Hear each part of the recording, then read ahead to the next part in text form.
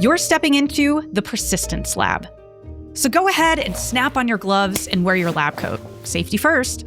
Look around at the polished surfaces, beakers, and test tubes, and listen to the hum of machines that reflect the quiet determination filling every corner. But our lab is more than just scientific equipment. You'll also find scribbled notes, half-finished ideas, and people chasing answers to some of medicine's toughest questions. Around here, progress doesn't happen overnight. It takes stubborn optimism, bold ideas, and the grit to try again. So, are you ready to see what persistence really looks like? Hi, I'm Kira Deneen. I'm a multi-award-winning health and life sciences podcaster and speaker, and I am so excited to welcome you to the Persistence Lab, a show where we pull back the curtain on the stubborn, brilliant work of healthcare innovation. This is where we explore the real work behind progress and the people who refuse to give up.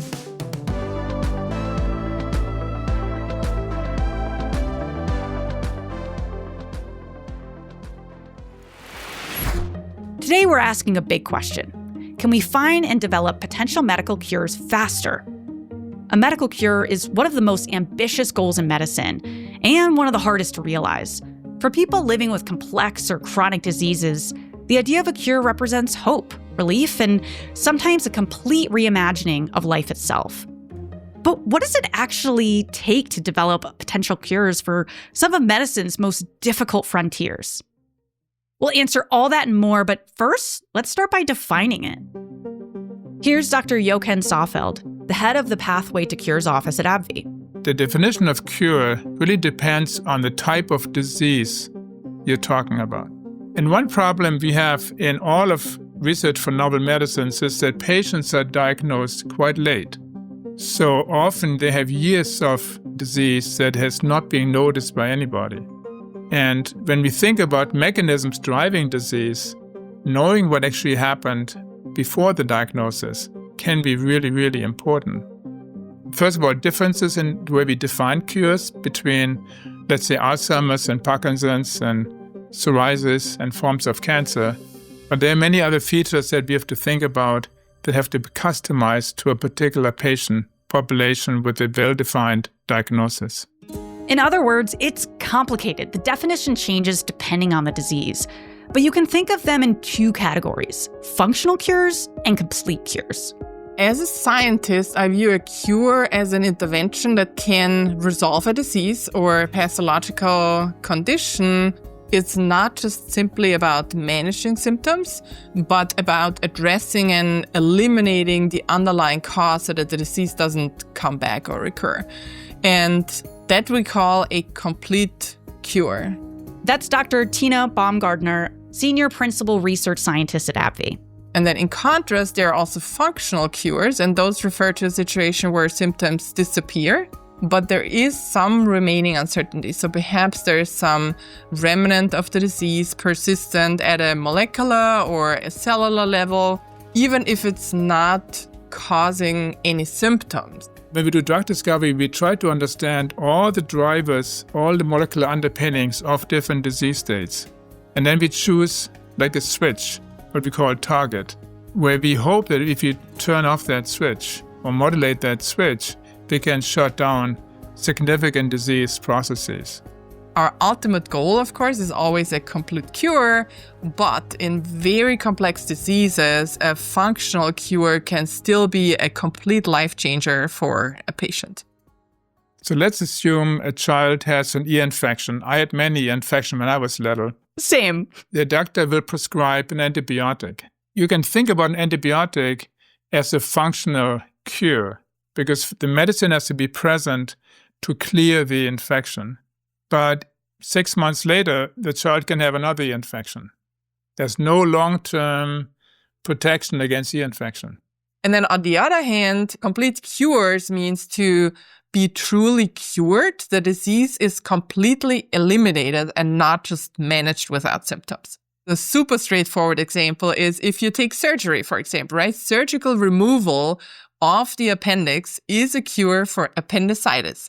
Yeah, that's such a great clear-cut example there of being able to prevent symptoms as opposed to be treating symptoms. Seems to be a main difference between those two.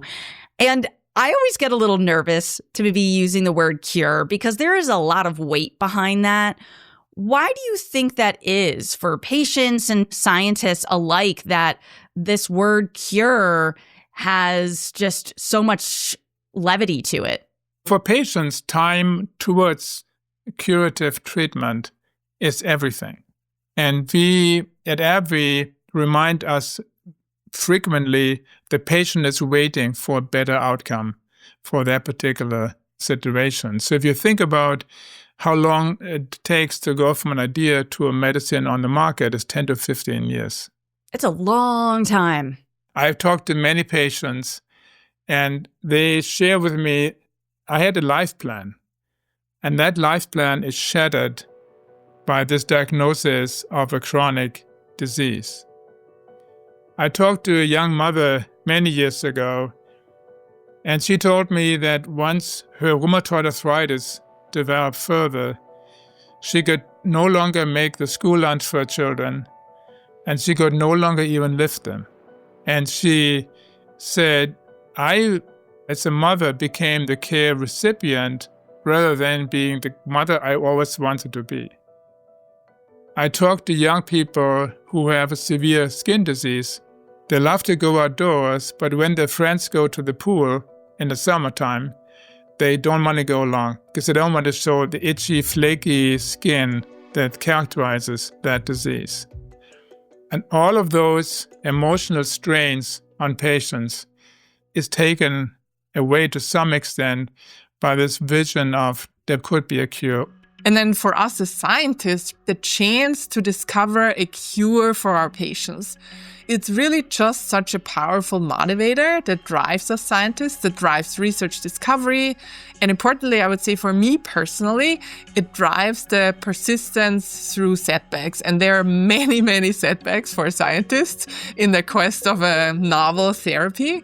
And so a cure, generally speaking, right, is something that transforms multiple lives, the patient's lives, families' lives, and of course, us scientists. So it validates years of hard work of many, many people, and it serves as a tangible measure of the progress we make in medicine. So the emotional as well as the practical impact of achieving a cure is just enormous. And that is why the word cure holds such a deep meaning for everybody involved.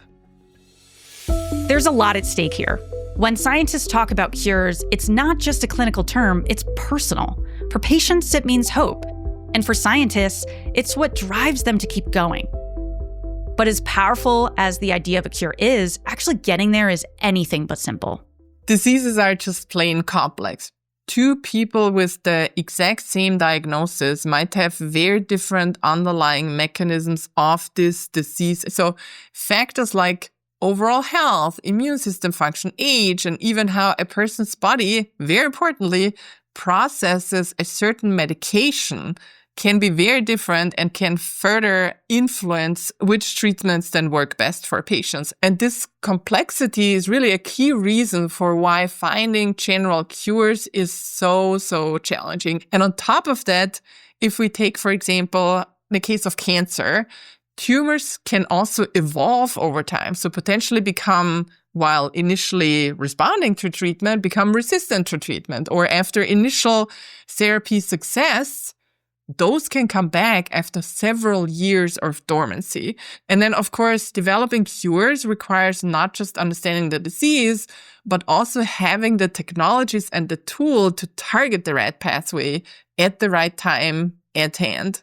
And so it's a really hugely complicated puzzle, right? Achieving a complete cure where the disease is entirely eliminated and won't come back. So in a person's lifetime, that is, don't come back. Not just come back temporarily, but for lifelong.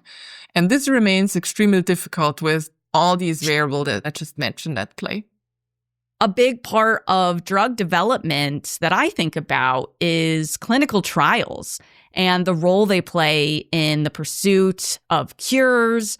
What are some of the biggest challenges that we face as scientists in the clinical trials part of the process?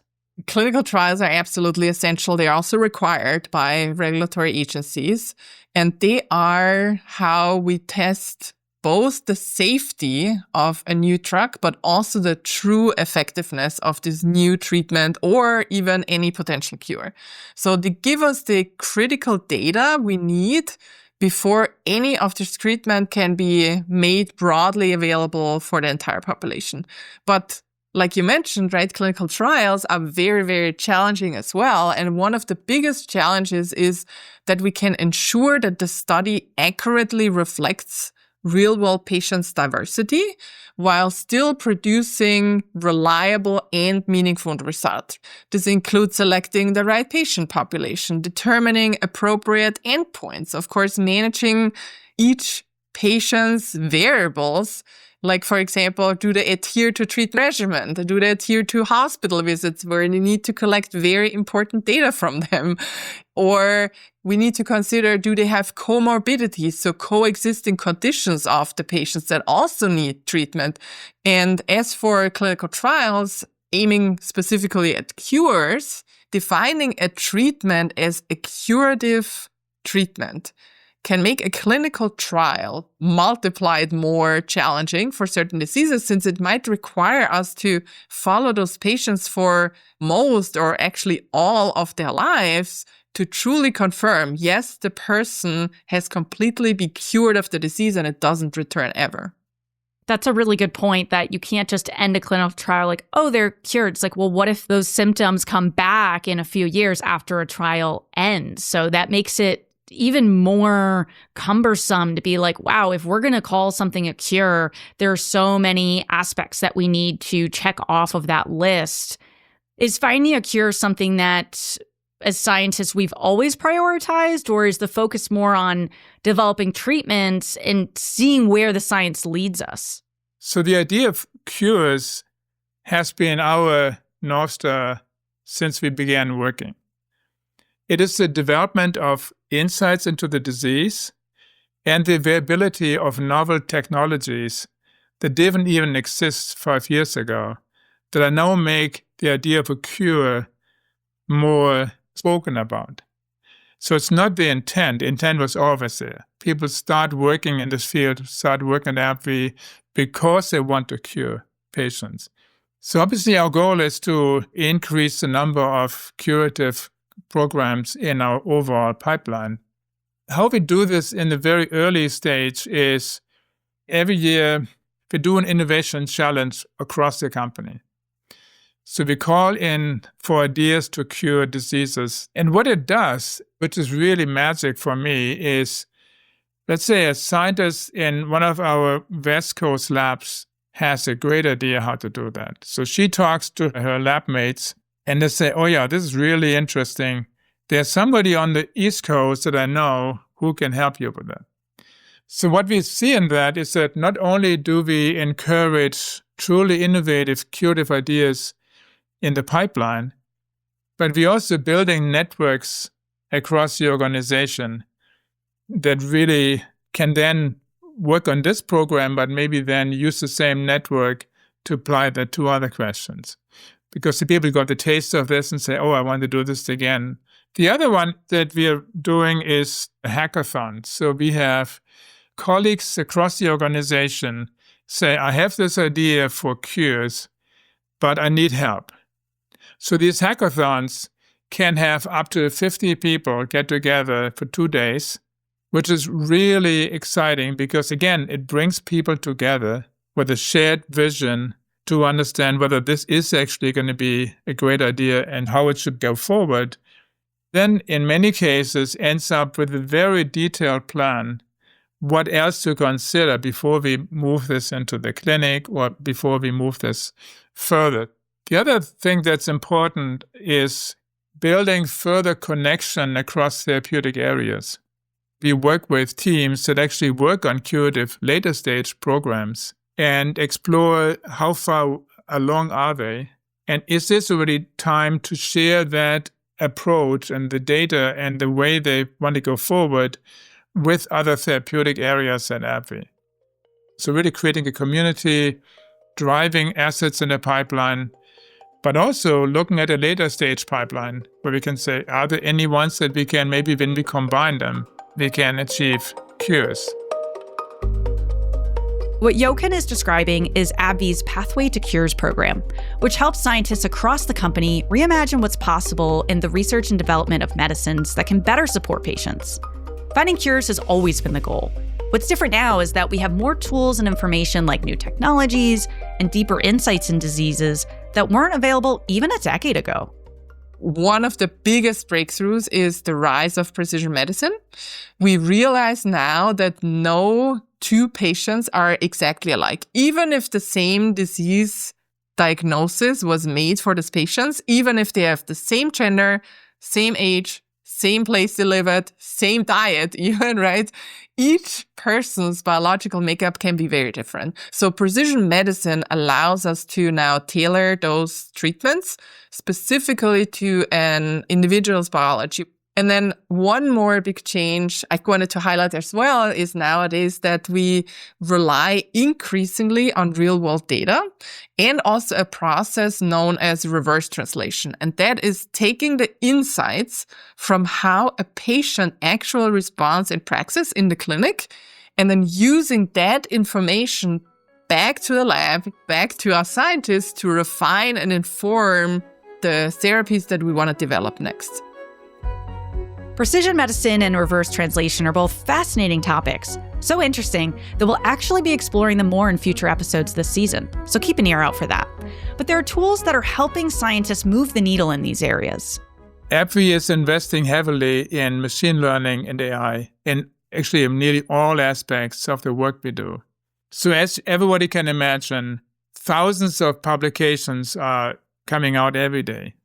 There's tremendous knowledge inside the company across all the therapeutic areas. There's tremendous data from in discovery, from development, from clinical, from our quantitative medicine and genomics organization, of our precision medicine organization.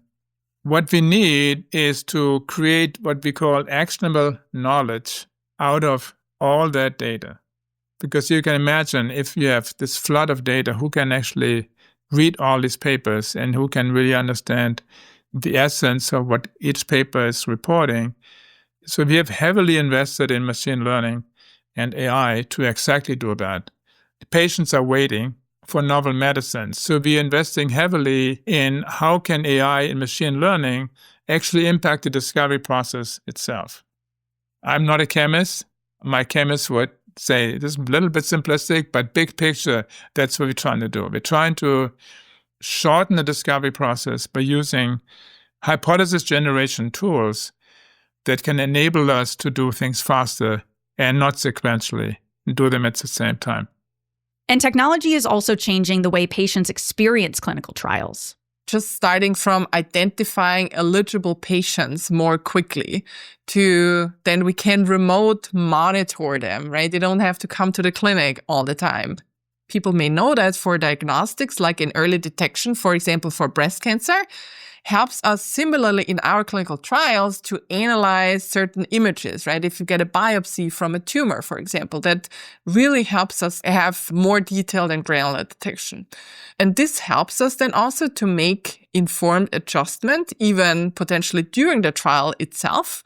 It really reduces some delays and also improves the participant experience in itself, right? They don't have to come to the clinic every single time. We need some data points from them. And so I would say technology really opened up opportunities for also decentralizing and also for even potentially virtual trials, right? And making the participations for more people that otherwise would not have access to a trial much more accessible to these diverse populations. And what do these innovations mean not only for patients waiting for potential cures that we've been talking about, but also for the people working on finding them, like yourself, and just in general, the future of drug discovery? What are you really optimistic and excited about when looking at pairing all of these technologies with being able to push drug discovery much faster and quicker? I think to me it's really important when I'm thinking of the patient, right? These innovations just mean hope for them. It's hope that they can get faster, more efficient treatments and then potentially really cures. Also for scientists, it's just incredibly motivating, right? The tools at our disposal now enables us to tackle questions we never could before. So this is truly exciting for the innovative spirit of a scientist. And for the field as a whole, these advances signal a turning point, I would think. We're now able to approach these more difficult challenges in general in medicine with a completely fresh thinking and new capabilities and completely new approaches as we did before. So the path to a cure is, of course, as we discussed all along, really straightforward, but with every innovation and with every technology advance, we really take a step closer. And it seems like taking those steps is just accelerated these days. All of these innovations, from AI-driven discovery to reimagined trials, are opening doors that didn't exist even a decade ago.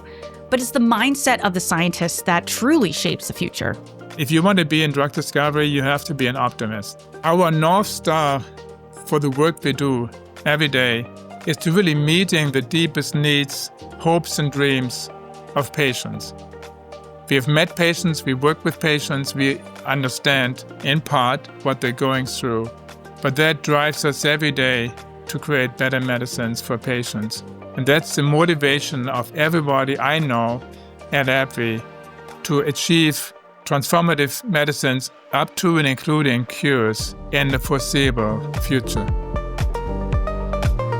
There's no single path to developing a potential medical cure. But at AbbVie, people like Dr. Jochen Saalfeld and Dr. Tina Baumgardner are exploring every possible path, paving the way for new and innovative options. Some potential cures might still be a long way off, but every new idea, every setback, every step forward, no matter how small, it all adds up. And little by little, we get closer. That's the heart of the Persistence Lab. It's not just the science, but what it takes to keep going. Thanks for joining us in the Persistence Lab. If today's conversation gave you something to think about, we'd love for you to follow the show and share it with someone who cares about where science is headed. Don't forget to leave a rating and review. It helps others discover the work happening behind the scenes. We'll meet you back here next time with another story that will bring you a little closer to the people pushing medicine forward.